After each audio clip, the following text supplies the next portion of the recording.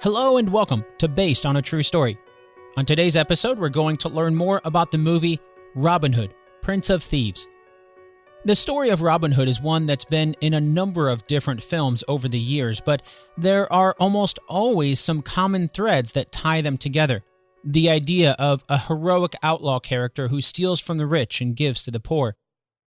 To help us take a historical look at the legend of Robin Hood, I'm excited to be joined by historian Dr. Sean McGlynn.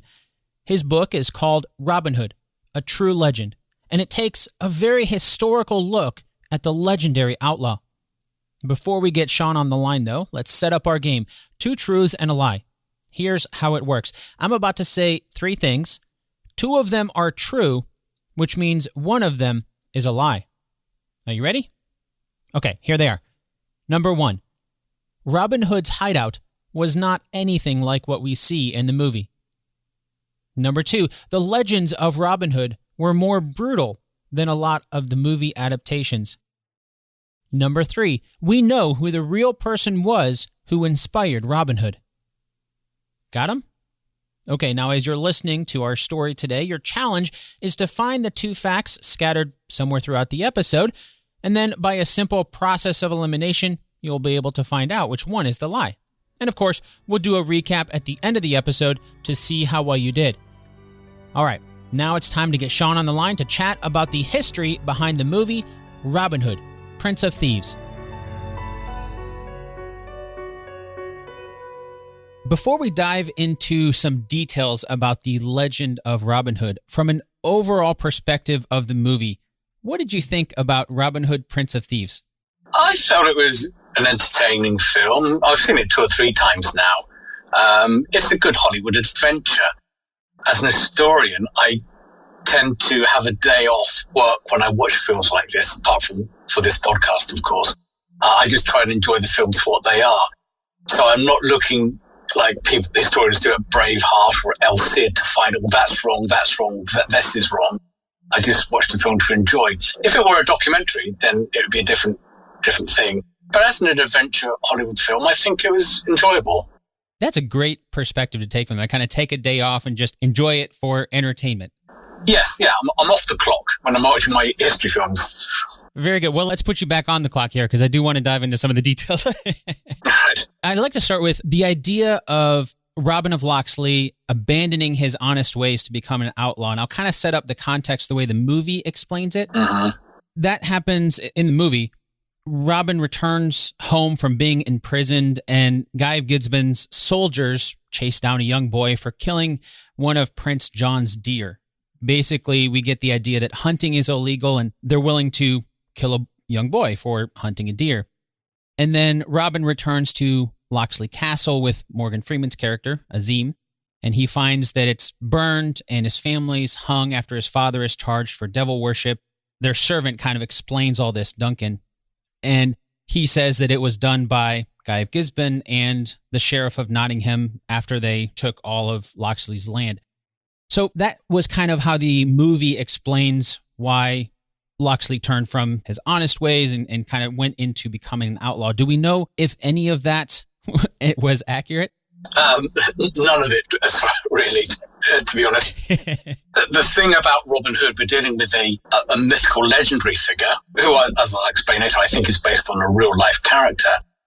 But all these interpretations and versions of Robin, especially like the Locksley one, they came centuries after the Robin Hood legend took root in medieval England.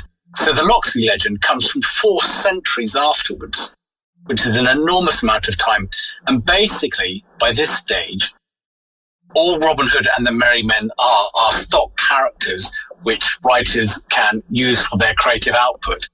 So the Locksley story and the nobility owning the land and everything is entirely fictitious and made up nearly half a millennium later. It's much more likely that Robin Hood, if he existed as such, was going to be a career professional thief. So the Locksley story is entirely fabricated. It's just based on conjecture and no hard facts whatsoever. Was Locksley a real place, though, that they based it on, or was that just all completely fictional? Yes, there's a Locksley in Yorkshire, but there's also a Locksley in Warwickshire, 2 different counties. So we can't even identify the place. And that's something we'll probably come back to later, problems about Sherwood Forest as well as a setting.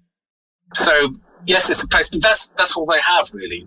So some playwright in around 1600 says, this is about the Earl of Huntingdon or Robin of Locksley, and that becomes popular because they're written for a popular audience. And with the printing press and the rest of it, these become then established in the readership and in plays. And that's what filmmakers turn to for the most part. So the Locksley story is, as I say, a fictional creation entirely. That will kind of segue into another major thing that we're all familiar with as far as Robin Hood is concerned. And again, the movie explains this part of it, where basically he's stealing from the rich and giving to the poor. In this version of the legend, we see Robin and Azim, of course. They're trying to cross a river in Sherwood Forest, and they get stopped by a band of outlaws. Some of these names we're familiar with from the legend of Robin Hood: Will Scarlet, Much, Little John, or John Little. We kind of get both versions of that there. And then we see Robin Hood, Kevin Costner's version of Robin Hood, joins their band of outlaws, and he says something to the effect of, I think it was like, a man defending his home is better than 10 hired soldiers. But then soon after this is when we start to see what we're all familiar with. Robin Hood stealing from rich folks passing through Sherwood Forest and giving them to the poor villagers, who then start praising the name of Robin Hood. How about that part of the Robin Hood legend? Was there any reality to Robin Hood stealing from the rich and giving to the poor like we see in the movie? There is, actually. And the very early stories, and if we go to the earliest ballad tales that survive about Robin Hood, which stem from about 1450 and thereafter, there's very little in it, but the very last line of the big ballad, The Jest of Robin Hood, the very last line says, "And he did poor men much good." And that's all we have for that stage, and that's the earliest reference to it. But in 1521, a Scottish chronicler called John Major talks about a Robin Hood and Little John who robbed the rich to help the poor. So by 1521, it's actually written about in a chronicle as if it's fact. The first reference to it in 1450 is in a ballad, a fictional artistic creation, and there's just that brief reference to it. So there is an element to it. But when you think about it, if you are an outlaw, you might want to buy the goodwill and the allegiance of the local population to keep them silent, and so they don't inform on you, say where you're hiding out to the authorities. And it is interesting how many criminals, even Escobar and others in recent times, are known as Robin Hoods in their area, and they have all these financial schemes to help the poor and people around them. So it makes sense, as well as having some slim element of fact to it. That does make sense. I hadn't thought about it that way, of just it's in the movie and in Robin Hood legend kind of overall. I've always got the impression that he's doing it because he's a good guy, right? Even though he's an outlaw, he's always cast as the good guy. And so he's given to the poor because even, I guess, Robin of Locksley was anything but poor, but we kind of get the sense that he's a man of the people and that aspect. But I hadn't thought about that. It makes sense from an outlaw's perspective to have somebody on your side. The people. It's not going to be the law. Absolutely. So if they share in your profits, your robbery, then they have reason to keep quiet about these things. As I say, in the film, Robin is a noble who then falls on hard times because his lands are taken. But the original Robin Hood from the surviving earliest material is a middle-class hero. He's one of the yeomanry classes. And there's discussions, quite convincing suggestions, that he was designed to be a middle-class hero for merchants and artisans and the like, who were rather fed up with knights and the nobility getting all the glory in the chivalric literature, the knight in shining armor on his horse and rescuing the damsel. A lot of those chivalric elements are placed earlier or lower down the social scale into the middle classes. So the yeomanry with his bow makes sense from that perspective as well. So he's a middle-class outlaw, if you like. He might be considered a white-collar criminal today, perhaps. Well, I'm curious about kind of the other side of this story now, because rather than from Robin Hood's perspective, at least as far as the movie is concerned, we start to very quickly get the sense that the bad guys are those in charge. I mentioned them earlier, especially Guy Gisborne and the Sheriff of Nottingham. And we see this war kind of start to get personal between the two, especially between the sheriff and Robin Hood. And I know we're talking about Robin Hood, Prince of Thieves today, but I would be remiss if I didn't mention another big part of this plot that we see in a lot of Robin Hood movies, and that is Prince John himself, who in a lot of those other versions of the story, we get the sense he's doing this in an attempt to overthrow King Richard. Is always off at the Crusades. He's never there. He's always off during these stories. Yes, the absentee king. Yeah, exactly. And I know in Prince of Thieves, Prince John isn't actually in there, but there is a brief mention where we kind of get the same idea that King Richard is away, and he does show up at the end of the movie, but so we know that he's away, and we get the idea that they're following a similar storyline. Can you explain that side of it? Was King Richard really away from England, and was there essentially an attempt to kind of take over his throne, or how was this between Robin Hood and the Sheriff of Nottingham and Prince John and all of these different storylines that we see? What was going on there? Well, so the film is set in 1194. So at that time, it's got its facts basically right. Richard has been away on crusade and he's been imprisoned on his way back when he's shipwrecked. And Prince John is trying to take over the throne. He carries out a coup in Richard's absence. So Robin and Marian, who's the cousin of Richard the Lionheart in the film, they're trying to save the throne for the rightful King Richard. So the King Richard and Prince John thing is right there. Something we can probably discuss later. Whether the timing of 1194 is right for the Robin Hood legend is a different matter. That comes through from John Majors, the Scottish chronicler in the early 16th century, saying about this is when these events took place. But that doesn't hold historical reasoning for a number of arguments. On the case of Sheriff of Nottingham, the point about the Sheriff of Nottingham was that there was no Sheriff of Nottingham until 1450, which is 3 centuries after when the film takes place. At the time, there was a High Sheriff of Nottinghamshire and Derbyshire, but not an actual Sheriff of Nottingham. So that kind of is an anachronistic aspect of the film. And the Russell Crowe film does a similar thing, doesn't it, if you've seen it? It places this with Richard being away and Prince John trying to take over the throne. So that element is accurate if you want to place Robin Hood in that time, but as I say, it's a different matter whether Robin Hood should be placed as early as the 1190s. Again, this is something that comes from basically a chronicle from the Tudor period in the early 16th century. It sounds like they're kind of mixing and matching a lot of different timelines from history. Yes, absolutely. And I have no problem with that, really, because remember, Robin Hood is an entertainment, and the stories, as they developed over the centuries, were adapted for their own time and for different audiences to make them relevant and fresh. So in the film, they're changing things around, definitely, yes. Interesting. Now, one of the things that really kind of struck me as I was watching this version of the story in Prince of Thieves was Robin Hood's hideout in Sherwood Forest didn't really seem like much of a hideout at all. Well, it looked a lot like a village. Like you have permanent looking homes and the elaborate array of bridges that were spanning trees go from building to building. It must have taken quite some time to put together. And we see this huge party when Marian comes to visit Robin Hood for the first time. There's this huge, fires and dancing and festivities, and yes, I know. It's like the exact opposite of what I would expect at a hideout, right? You're trying to hide out, and yet they're having this huge party.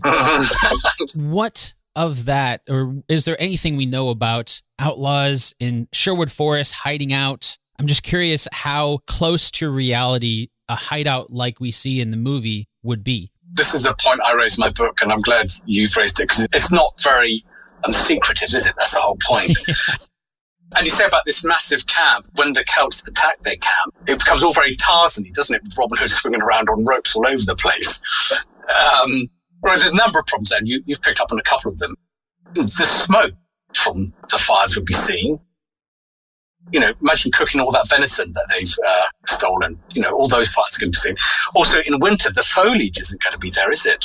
Yeah, true. So that's going to expose them. Now, in the original Jest of Robin Hood, they do talk at one point of Robin Hood going to his house in the forest, which makes it sound obviously like a very fixed point. But there are problems with the actual location of Nottinghamshire, the legends being automatically associated there. But Robin would not have had, and his men, or any outlaw, would not have had one central camp because it would be too easily discovered. The other factor is in the early 13th century, Sherwood Forest, even though it's much larger than it is today, was simply too small to hide a large band of outlaws. The whole forest could be traversed in one day. So that's not a large area. And the Jest always talks about there being 140 men in his band of outlaws. So they're not going to be able to hide very easily. And also thinking about it as well, on a practical level, if you're a robber and you've basically set up somewhere in the forest where you're going to attack people all the time, people are going to avoid it. And if you're going to use the same places to attack people, the authorities are going to be able to find you easily as well. So it doesn't make sense for there to be one point. I understand for creative purposes and that Sherwood being so iconic that they need to have a camp there. But if you compare something like the movements of Jesse James in the 19th century, he travelled across enormous amounts of territory to avoid capture, which he needed to do. So for Robin Hood and his men to be in the one place, they'd be sitting ducks, basically. So they couldn't hide very well. So that doesn't hold. It's an artistic license on the part of the filmmakers. Yeah, and I didn't even mention this, but one part that really kind of stuck with me again was while I was watching the movie was, there's this hideout, and then the servant, Duncan, who has been blinded, he manages to find this hideout somehow. I mean, I guess it's his horse that really finds it, but this whole time it's like, wait a minute, this blind servant, basically his horse leads him to the hideout, but the sheriff can't find it? Like they have to follow him? Yes. With his army of men, exactly. Rather like Duncan, we have to turn a blind eye to these things in the film. I love that. That's great. Now, another key plot point, and I kind of talked about this briefly when I mentioned Marian coming to the camp, but just the whole relationship between Robin of Locksley and Maid Marian. Is there any truth to the relationship that we see between those two? In the earlier stories, and I always go back to the earliest texts in 1450 and 15th century, because after that, they're just literary reinterpretations. And Maid Marian does not appear in any of the earliest tales. She does not appear until about 1508 or 1509 in the literature. So there are only 3 original merry men from the first stories, and that's Little John, Will Scarlet, and Much the Miller's Son. Maid Marian, as it appears in 1508 to 9. And this may have something possibly to do with the popularity of the May Games festival, the May Day celebrations, connected to the forest and the like. And in villages all around England, when May Day was celebrated, it became the custom for Robin Hood, quotation marks, to be celebrated or crowned the King of Misrule, and for Maid Marian to be crowned the Queen of Misrule. So the two tend to come together in those May Games. And it's like many of the later characters, it's very possible that Maid Marian had her own tradition of her own separate stories before Robin Hood. So you might have these stories about Robin Hood, and you might have these stories about Maid Marian, and then they come together. Oh, like completely, she would have almost completely separate stories that then over time kind of merge together through the story. Is that what you're saying? Yes, it's very possible. And it's very possible that Little John did too, because in the original stories, Little John is as main a character as Robin Hood is actually. He's as much a hero as Robin Hood. And Friar Tuck possibly has his own tradition as well. In my book, I liken it to the Avengers. Avengers Assemble. This is 1963, where you have people like Thor and the Hulk come together. The 4 of them come together, join forces. They've all had their separate story tradition before that. Or the Justice League of Superman and Batman and the like from DC Comics, where these own individual characters have their own stories, and then they're brought together to form a new supergroup, as it were, of collected characters. That's exactly what I was thinking of. Of course, today we have all these superheroes that come together, so we're very familiar with that. I like that you use that example there to pull them all together. Yes, and I think that's what is basically happening here. You have popular characters, and then you make them more popular by bringing all of them together and see how they interact. So that seems to be what's happened here. So what we're seeing today, the movie franchise or DC Comics or Marvel Comics or whatever, it's a centuries-old tradition, basically. There's nothing new under the sun. Absolutely. Totally. Now, there were some characters in Prince of Thieves that I don't remember seeing in other Robin Hood movies. And one of them in particular was Mortiana, who was a witch. And I don't really remember much in other Robin Hood stories having this evidence of witchcraft and devil worship that, like I mentioned earlier, one of the things that supposedly Robin's father was accused of devil worship, and that was kind of the excuse that they had for taking over his land. Was there any evidence of this witchcraft and devil worship angle that we see in Prince of Thieves? No. The Middle Ages were very, very superstitious, which is why we had the idea of Sherwood Forest, that soldiers not entering Sherwood Forest for the ghosts and the like. But the idea of devil worship, and that it could be used, I mean, in the 15th century, a famous noble lady was accused of witchcraft and was prosecuted for it. So it's there. There are elements because the church is brought in, and the church comes out badly in the film, as it does in the original Robin Hood stories. There's an element of heresy, which I picked up on, as well as the devil worship. So heretical subjects. And at this time, there wasn't any notable heresy in England. There was a small outbreak of it in the 1160s, a very small outbreak, and it was stamped out thoroughly because England was a centralized power and it was able to do that. And these heretics at that time were, we think, early versions of the Cathar heretics that were persecuted in the Albigensian Crusade. But it's brought in again, it's dramatic license. There's no real element of it. What's actually quite interesting, and now you've raised the point I'm just thinking, is that other medieval outlaw stories of the time and around the time do have an awful lot of fantastical elements like superhuman beings, supernatural creatures, and witchcraft and the like. They do have elements in them. But the actual Robin Hood stories are quite different in that they have none of that at all. Interesting. So actually it's the opposite in the Robin Hood stories. Whereas other medieval outlaw stories did contain these things, Robin Hood didn't. Interesting. That's almost the opposite of, again, going back to the superhero stories we're used to now. They're just filled with those. I'm curious, I guess, just to kind of throw another one out there. For some of those other stories that do have the more supernatural elements to them, are they also stories of collected heroes like the stories of Robin Hood? Again, this is an interesting point, and one that fascinates me, and I write about it in the book. These other characters, these outlaws, are for the most part based on real people. And then they take these real people and then they put them in fantastical situations. Not that I've ever seen it, but I think it was some film called Lincoln Vampire Killer or something like that. Oh, yes, I've seen that. Yeah, well, so I can only imagine what that's about. It's in the title. It's exactly what it's about. Yeah, exactly so. And that's what they do with these other real-life characters like Harold the Wake or Eustace the Monk. In fact, in Eustace the Monk, who is a fantastically interesting character, he's reported as going off devil worshipping and all the rest of it.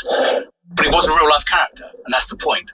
But in Robin Hood, there's none of those mystical elements at all. It's much more down-to-earth and probable.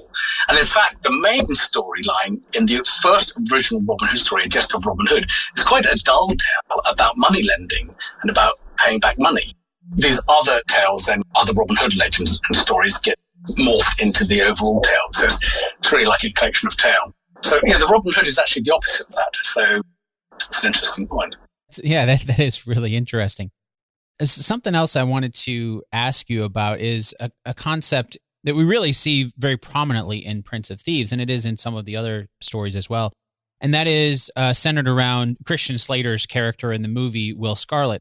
Throughout the entire movie, he's never really fond of Robin, who kind of joins the band of outlaws later. But then after we see the Sheriff of Nottingham capture Will Scarlet, he agrees to spy for the sheriff and lure Robin into a trap.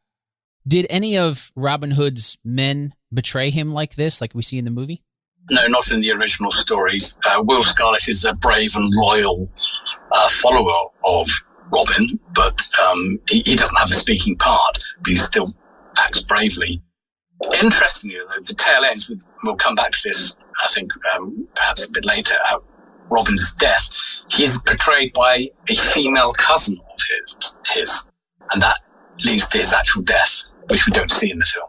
Yeah, that's definitely not in this version of the movie. In fact, I don't really remember it in many of the other film adaptations of the story. In fact, I don't really remember much of Robin Hood having a family. Usually he's on his own now, and that's part of the reason why he's turned. Yeah, absolutely. That's right. I mean, in the Robin and Marian film, Sean Connery is playing Robin Hood. They have their own take on the death scene, but it doesn't normally appear in the films because basically most Robin Hood films are good triumphing over evil and feel good films, aren't they? Yeah, another common trope that I see in a lot of Robin Hood movies I want to ask about is Robin Hood always comes to the rescue, and he always comes to the rescue of, there's this consistent theme, and that's why I'm curious about it, because it's a theme that I see in a lot of the Robin Hood movies, as well as in Prince of Thieves. Robin Hood comes to the rescue of people right before they're hanged, and in doing so, he shoots the rope. Yes. Right, and in this case, it's Little John's son, Wolf, who's being hanged, but in other versions of the story and other film adaptations, it's other people being hanged, but it's almost always somebody being hanged for something, and he comes and shoots the rope. How accurate is the idea that Robin Hood rescues people from execution? In the original stories, it's there. It's quite a feature of the original story. So he goes in and rescues, not necessarily from the gallows, but from prisons in Nottingham.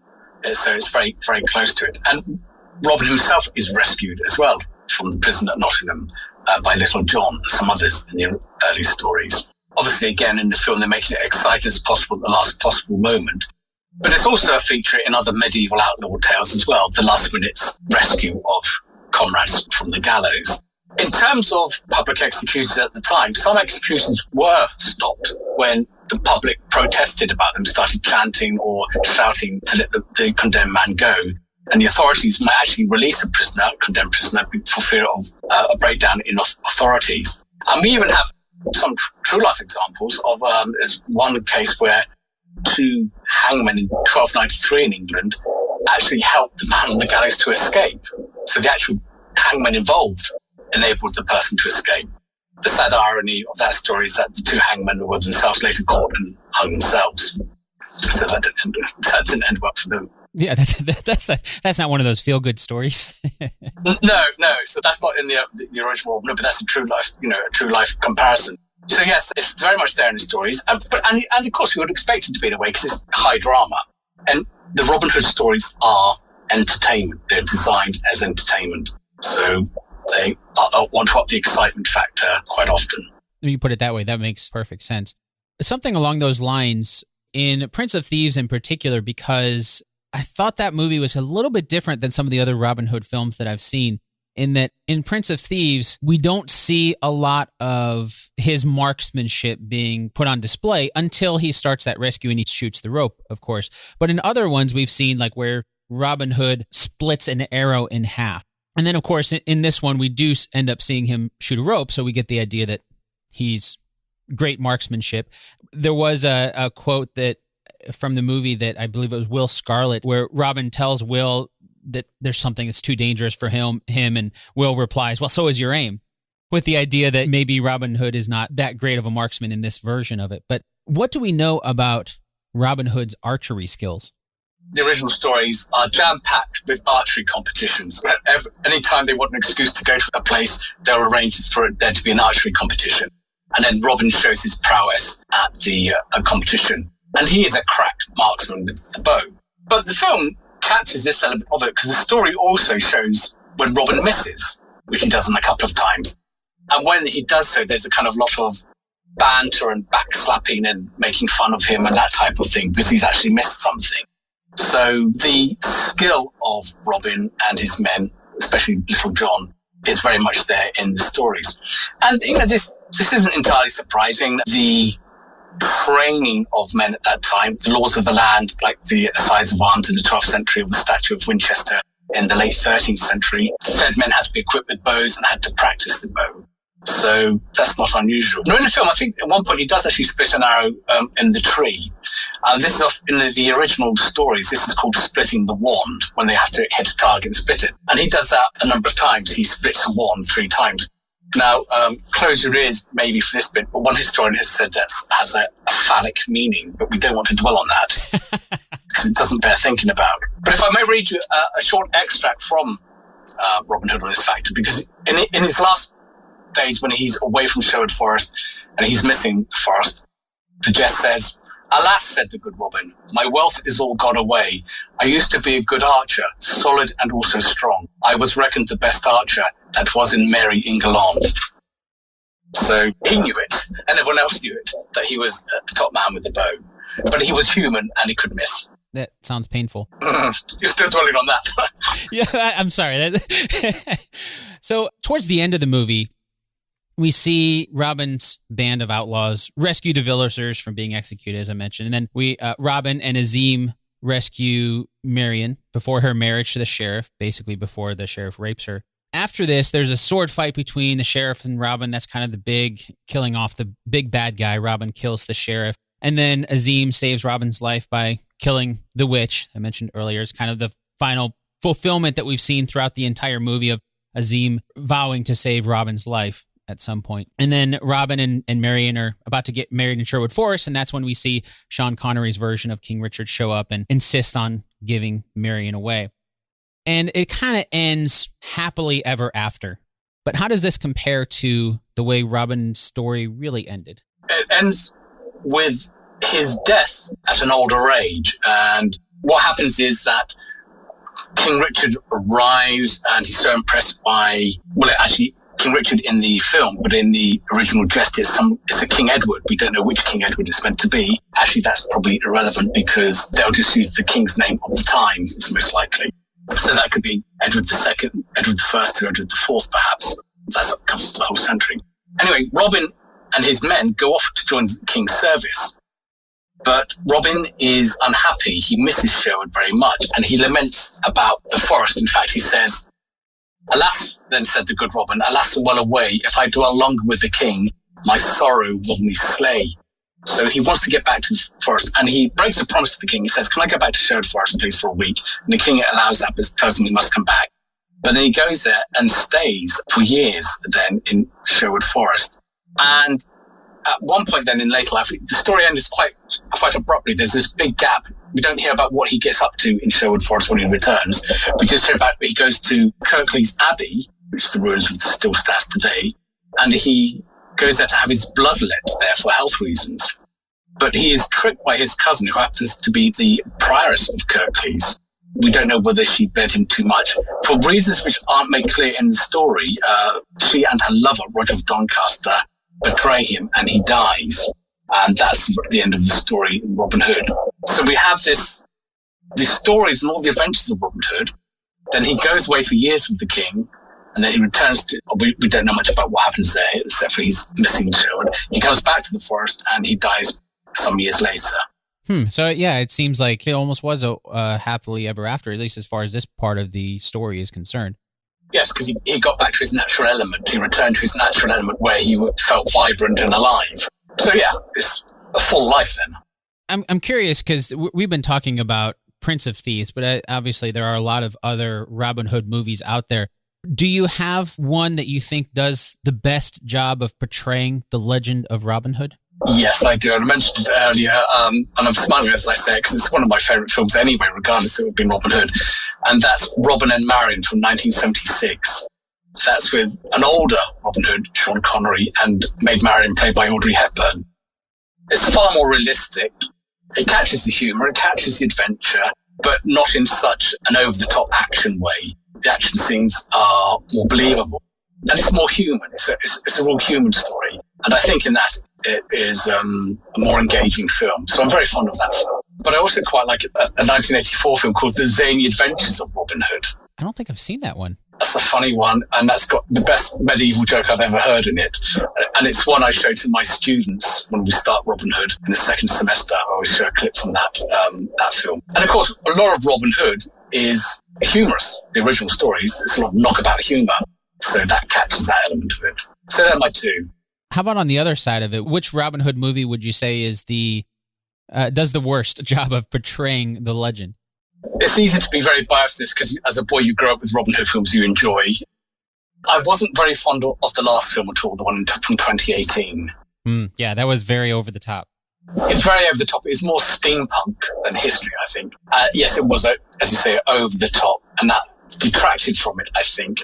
But as I said, to be fair, most films of Robin Hood, and indeed the Robin Hood stories themselves, would change to reflect the age. So I suppose this one reflects the early 20th, 21st century audience, perhaps what they're after. So I don't criticise it for that. I just didn't enjoy it, really. That makes sense. Now, would there be anything, I guess in Prince of Thieves, but really in any of them, are there legends that you really wish that they had included that are not included in some of the film adaptations? Well, again, as I said earlier, I'm off the clock as an historian when I'm watching these films, so I don't mind that side. But it would be interesting to see a film which captured more the actual brutality of the tales. And this comes as quite a shock to students, for example, and for others who read the tales for the first time, because the band of outlaws can be quite vicious. And at one point, Little John and Much the Miller's Son, they kill a monk and actually behead a boy monk, a novice.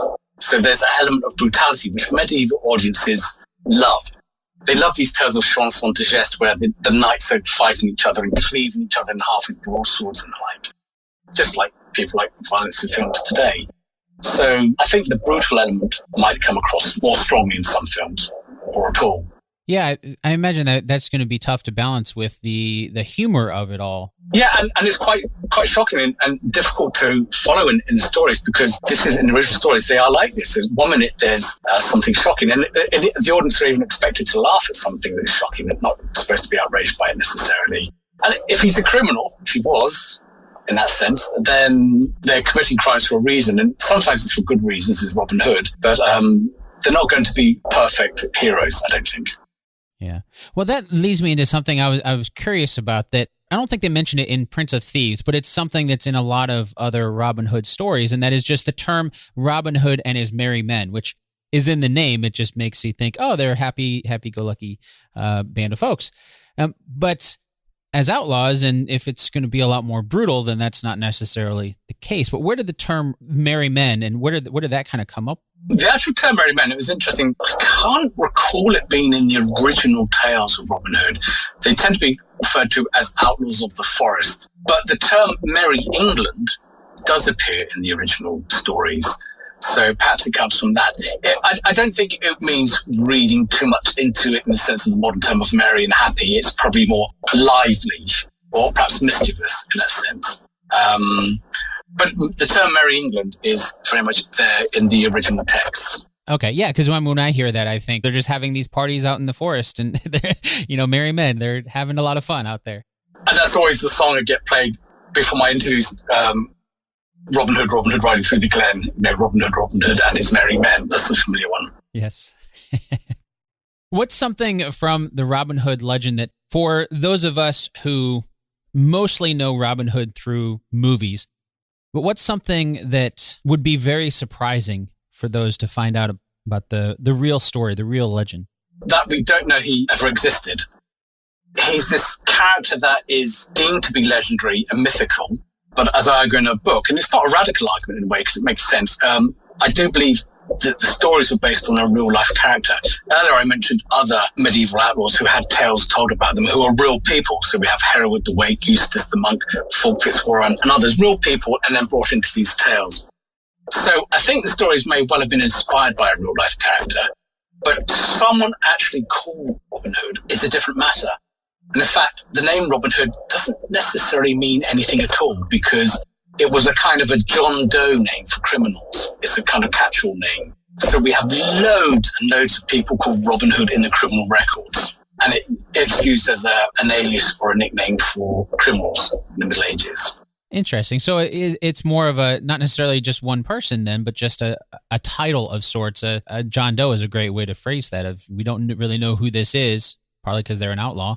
So just kind of attribute it to Robin Hood. Is that how that would work?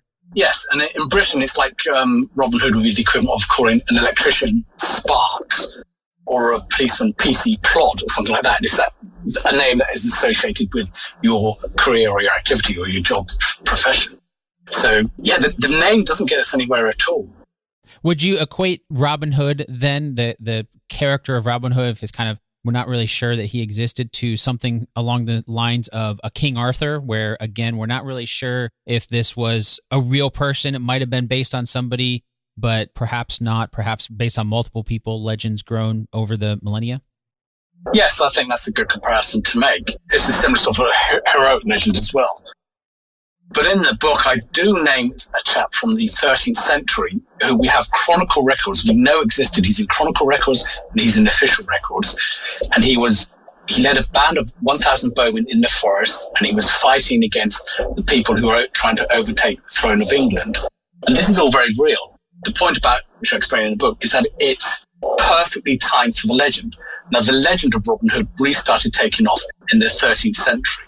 So this bowman and leader of men in the forest in the early 13th century, called William of Kensham, or Willikin of the Weald, was a legendary figure in his own lifetime, and wasn't a knight. He was an ordinary yeomanry character, and his renown was such that even the French chronicles wrote about him. So his adventures and exploits would seem similar. And I should say that when I started off to write the Robin Hood book, I never meant to write anything about Robin Hood, but I was researching something which historians had overlooked, which is the forgotten invasion of England in 1216. And it was when writing that book, I came across this character. He was a bowman. He's in the forest with his band of archers. He fought against tyranny. He was both a hero and an outlaw, because the French invaded and made him an outlaw. But to the English, he was a hero because he's fighting the French. And it's remarkable how soon after this, the Robin Hood legend takes off in England. So the timing works very well for that. Interesting. Well, leading right into that, because since you mention your book, I know we've covered a lot of the truths and legends and things about Robin Hood, but I know there's going to be a lot more that we will never be able to cover on a single episode. But fortunately, there is your book, Robin Hood, A True Legend. Can you share a bit about your book, where someone listening to this can pick it up, and where they can find out more about your work? Okay, sure. The book can get it at Amazon in a paperback or a Kindle. What I do, and it's a short book, because what I don't do in a book, which most books do, is to take the Robin Hood legend from the original stories in the 15th century and then say what they're like in the 16th century, the 17th century, and 18th century, because that's all fiction. I'm really interested when I concentrate on the historicity of the legend. So I take that 15th century legends as a starting point, and then I move backwards in time to see where the original story lies. So it's very much a historical approach. It's not a folklore approach or a literary approach. It's very much an historical approach, which I take in it, which is what interests me. So that's in this short book, Robin Hood, A True Legend. But the events around this other character, William of Kensham, as a possible real-life character, are also discussed in another book of mine, which was the subject of my PhD, and that's called Blood Cries Afar, the Magna Carta War and the Invasion of England, 1215 to 1217. And that gives the whole context of why the stories might originate in this time as well. I love that approach to it being a lot more historical, because there are so many legends, and it's nice to focus on the historical side of it, which is a refreshing take. Like I said, I wasn't looking for him. It was while carrying out historical research that I was led to him. Thought, hang on a minute, this sounds a bit familiar. And whereas a lot of the approaches are from folklore historians or literary historians and the like, I come to this with an original angle, which hasn't been discussed before. When the research was first published, it received global attention, and some of it misinterpreted my views, which is part of the problem with a lot of news outlets and media. But nonetheless, it's an original story, and I've had plenty of time to think about it, and I'm still convinced that if there was to be one real-life character that inspired Robin Hood, then this chap, William of Kensham, is by far and away the closest, is much closer than any other real-life characters that have been put forward before. Wow. Thank you so much for your time, Sean, coming on to chat about Robin Hood, Prince of Thieves. Thank you.